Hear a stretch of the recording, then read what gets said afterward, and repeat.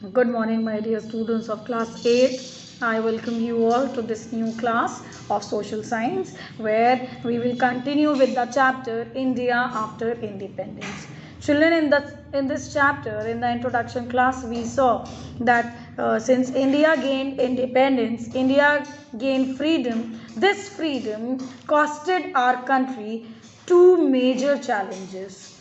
The two major challenges were that to meet up the growth and the demands of the refugees in huge number, and second challenge was the princely states, where we all saw that the rajas or the prince of these states were told to join the nation together and to meet up the requirement to feed these refugees and give them shelter was a major challenge. Then children, unity and development, we all know, have to go hand in hand, because if there is no unity in the nation, development cannot take place.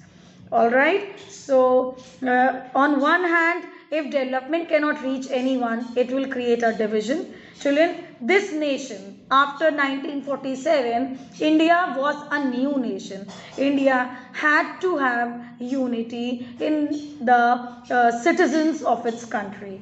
So due to such things, it was decided to write a constitution for this country. So here comes the introduction of our Indian Constitution.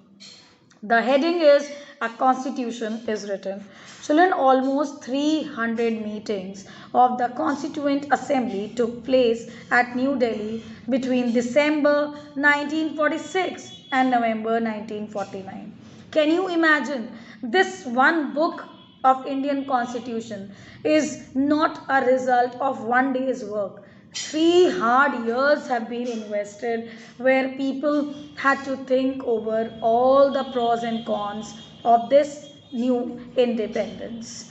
The participants at these meetings, which were held, children, were from different political parties. Since India is now a democratic country, children, it is obvious that all the political parties have to come together and decide and think for this constitution. These discussions resulted in the framing of the Constitution of India, which came into effect from 26 January 1950.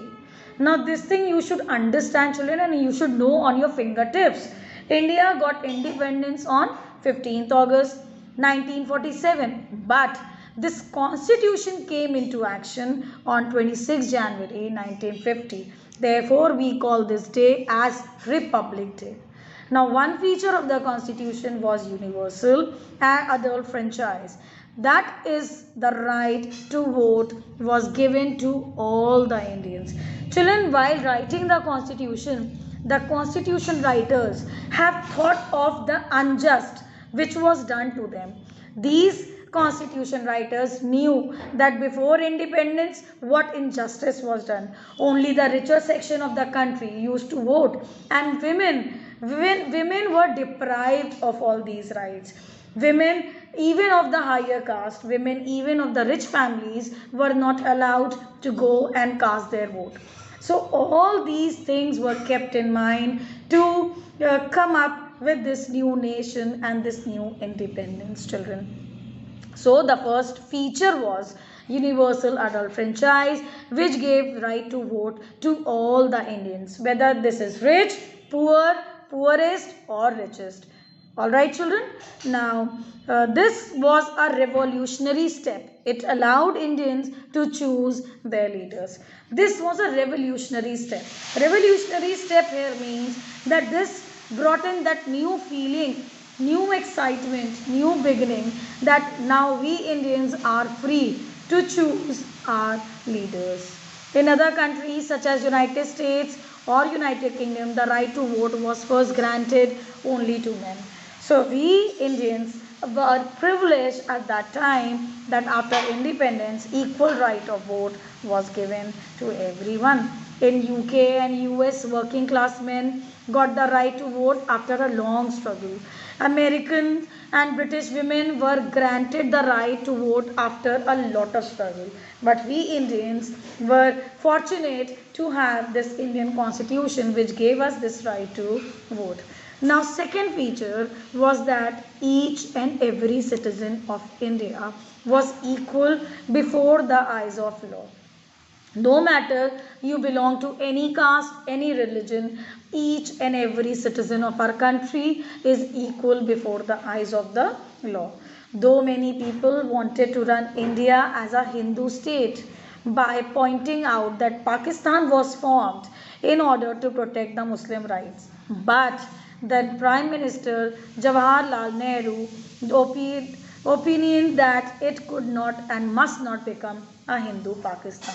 So this was another an important feature of Indian Constitution, children, that we Indians were given the right to vote and we were given equal importance no matter we belong to any caste, any religion, children. India has a mixed population of Muslims, Sikhs, Christians, Parsis, Jains. Under the new constitution, children, they were given the same rights as Hindus received. The same opportunities were also provided, children, for seeking jobs in government sector, private sector, and same rights, same opportunities were given before the law. So children, we will discuss the third feature in the next class. I hope you all have comprehended the two features which we have discussed now. Please go through the chapter and I'll take up the next feature in the next class. See you all and take care. Bye-bye.